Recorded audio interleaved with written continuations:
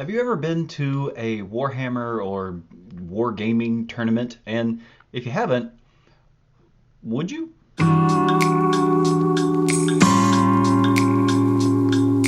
Hey everybody, it's Ronald, and this video is just a question, really, and trying to figure out a couple different things about what people like and what maybe some people would want to see in their own wargaming community.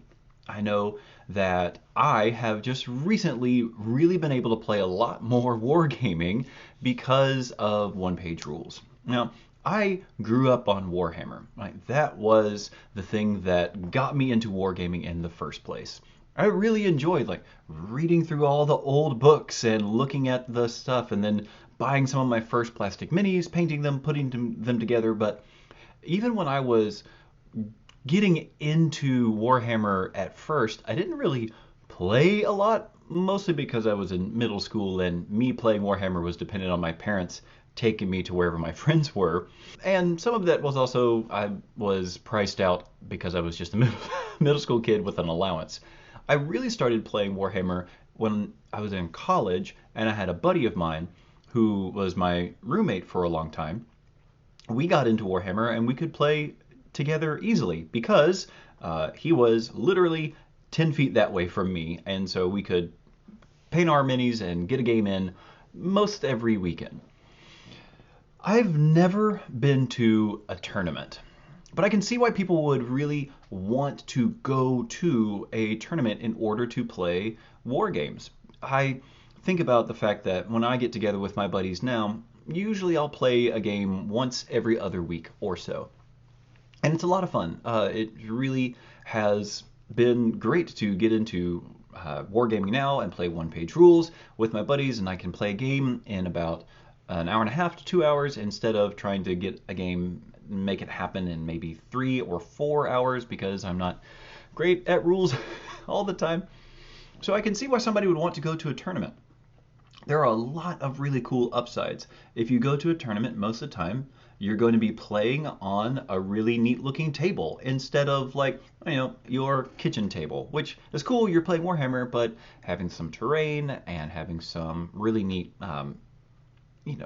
features going on, like the mat that's supposed to be underneath it, can be really neat.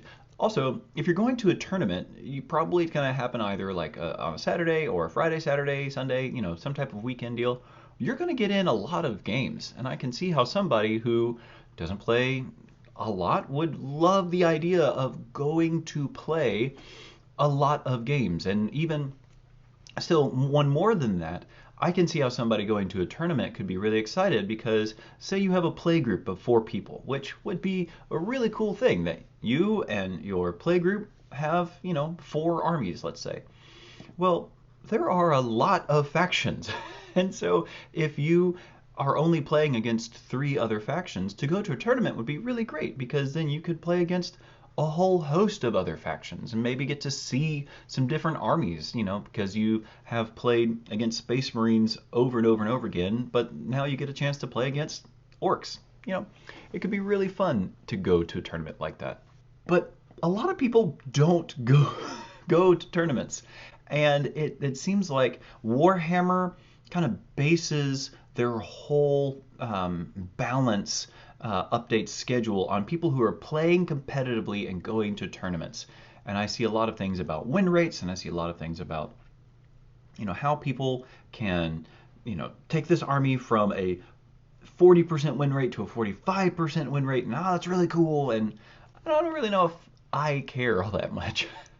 But what's been neat for me, again, unashamedly, as a OnePageRules fan, they've just recently released their tournament pack and their tournament guidelines so that if you wanted to host a OnePageRules tournament, you could do that because all the guidelines are laid out and clear. And if you wanted to go to a OnePageRules tournament, all of that would also be clear as well. That's really great because OnePageRules is free rules and miniature agnostic, so you can play with whatever minis you happen to have lying around. And it doesn't cost you $60 to buy a codex or a faction book. That stuff is free. You can build your armies on their website. You can learn as much as you want to about them, and it's free. It makes it really great and really easy to get into. They actually even have starter packs for you to get into that are also free. So if you have a 3D printer, you can print their starter packs for free. Or if you just have a plain printer, they actually give you paper minis to start with because they just want you to play war games, which I think is great. And what's really neat is they've also made their tournament guidelines available, easy to find, and yeah, free.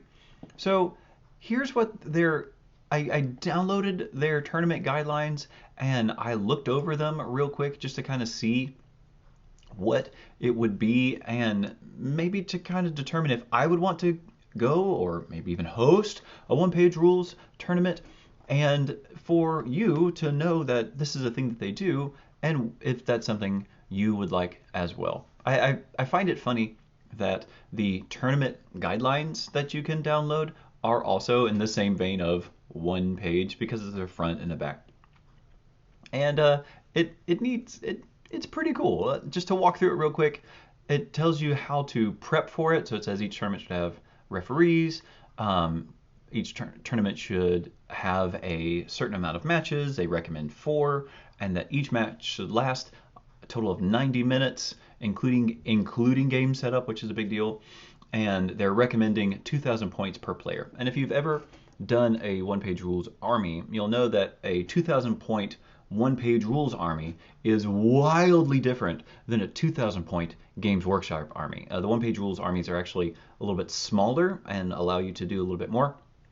And whereas Games Workshop, a 2,000 point list, because they keep on breaking the points down to their units, they actually are a lot larger. And so this helps people as well. They recommend using chess clocks, which I've never actually touched a chess clock in my life, but it says that way each player gets 45 minutes of time. And then it recommends match pairings. Matchups for the first rounds are randomized, and from the second round, players are paired with matching players with the same victory points from highest to lowest. In case of a tie, match players by their destruction points instead. So victory points are just a winner gets 3 victory points, and in case of a tie, both players get 1 victory point. And then there's destruction points, and it says, additionally, each player gets as many destruction points as the total point cost of all enemy units that were fully destroyed or shaken at the end of the match. So there's victory points, which is the main way to score, and then destruction points, which kind of, I think, is helping to settle ties, which is great. Winning the tournament after the 4th round of matches, players with the most victory points wins. In case of a tie, the highest total destruction point across all matches wins. Otherwise, it's a tie. So that makes sense. It's all kind of laid out and clear. Again, they say you should use 2,000 points. You should use the force lists that Army Forge uses, that OnePageRules uses in order to put all their armies. And there are some rules that they have together for that, like 1 hero per 500 points of models in Grimdark Future, and 1 hero per, I think it's whatever 750 divided by half is for Age of Fantasy. And they say don't mix up armies, but they do say, okay, that there are missions, so there are mission packs that you can use. Yes, a big thumbs up to you, Apple. That you should have terrain that shouldn't be moved by the players. Like inspect, you should share your army list with everybody. They also have this neat thing called sideboard lists, which is not a term that I'm familiar with. Let me know down in the comments if I just don't know things. Where it says you can have their main force of up to 70% of their forts, plus 3 other lists made up of 30% worth of their points for the game side as sideboard lists. And it says that these sideboard lists must be created in such a way that you can put each one of those 30% of your points into the list, the main list, and it still follow the composition rules. And it says before the game, after seeing each other's main force and their sideboard list, you get to choose in secret one of those 3 and then put them in, which I guess could be kind of interesting to say you're not just playing with one army. It could be really neat to say, hey, here's my big chunk of army with 3 different options if I need speed or something heavy or maybe just more infantry, whatever it is, I think that could be really interesting. But it lists it as an optional thing, as well as fortune points. And so at the beginning of each round, each player gets fortune points based on the game size. If it's over 1,000 points, it's 1. If it's up to 1,000 points, it's 2. And fortune points persist between rounds, but players can't ever have more than 3 at any time. And it says once per roll, after rolling, players may spend 1 fortune point to add +1 or -1 to the result of all dice in a single roll for their own unit. But it can only spend fortune points on each unit once per round. So that just is an interesting way that maybe you could play some stuff. Then they go through and they kind of talk down how to do line of sight. And if you are looking at pages, everything that is described on the first page is all one page. And then line of sight is the second page.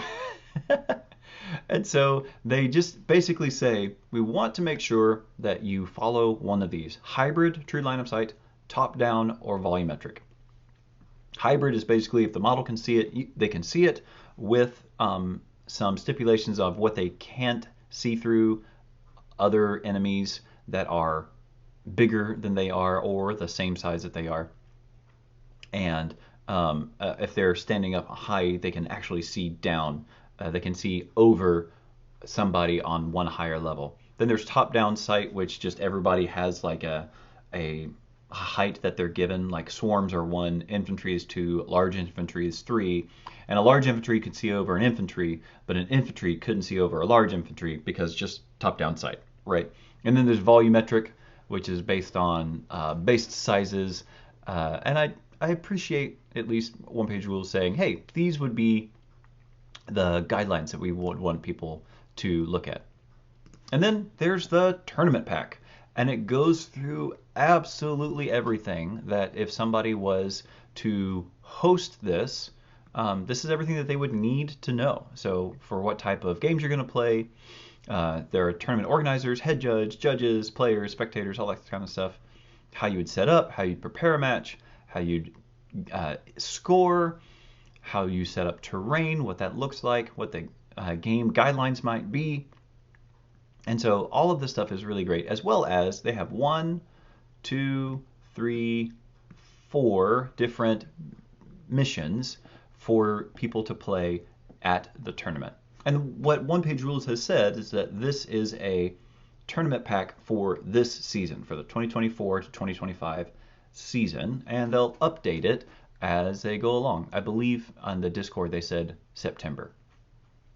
Looking over this stuff, for me, I could actually get excited about going to play a day's worth of OnePageRules, especially if I knew that matches had to be an hour and a half, and that includes setup and everything like that.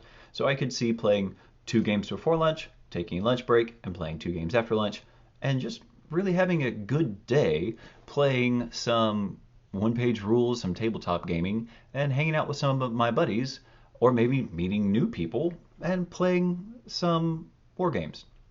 Like I said, I've never been to a tournament, and I don't think a lot of people who play war games go to tournaments. It's a big ask because you're normally asked to paint the entire army, which a lot of people struggle with.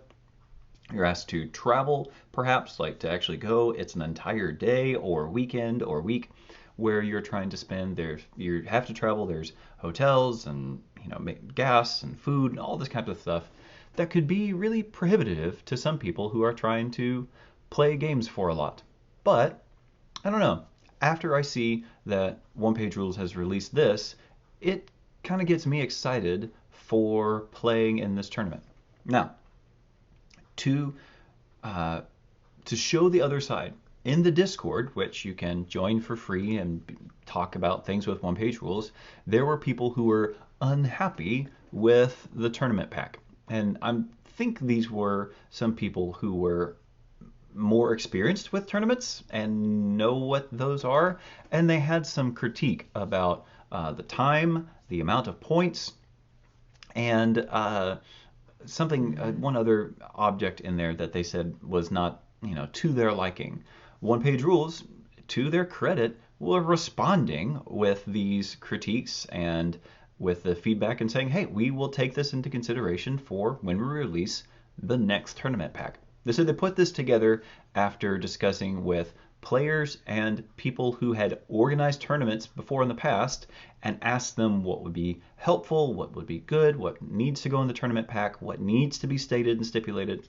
And of course, in the one-page rules vein, they're saying, hey, we'd like to try to keep this brief so that people can get in there and play some war games. So I would love to know from you, does one-page rules, having a tournament guideline, a tournament list, make you interested in playing one-page rules over Warhammer? Do you ever go and play tournaments with whatever war game you play? Does the idea of playing in a tournament sound fun to you, or would you rather just keep it casual? I'd love to know. So if you've got some time, comment below down for me and let me know what you think about it. I have just been reinvigorated with wargaming because of one-page rules, and so seeing a little bit of structure and knowing that I might potentially go to a tournament at some times kind of gets me a little bit more excited to go and play. So if that's you, I'd love to know. Thanks for watching, I really appreciate it. And if you're enjoying this video, if you're enjoying this channel, it would mean a lot to me if you would find the subscription button. Should be here, I think, or maybe here. Would you go and find that button and click it? It's free. It helps out the channel. It lets you know when I release a new video. And if you like the video or share it with a friend, that would also help out as well. Thanks so much, and we'll see you next time.